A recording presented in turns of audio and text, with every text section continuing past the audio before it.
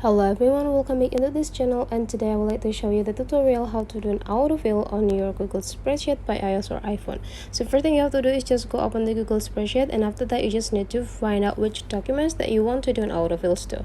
So here I already prepared to you guys. I already have the name of interview, but in the number section there is blank or have no information yet. So so here I would like to entering the number, but if we do it manually, like just typing 1 and after that do it the second cells and then type in 2, it will take too much time. So let's work efficiently by doing the autofills. So the autofill function will like filling all of the cells with the same function as the previous cells that we chose here.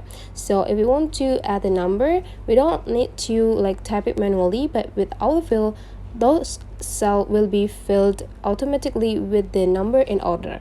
So the things that you have to do now is just go block all of the cells here from the cells A2 into the cells A26, and now you just need to click the blocked cell, and after that here you will show or you will see a autofill options. Just need to click it, and now you can see all of the cells is already filled automatically with the number in order 1 2 3 until 25.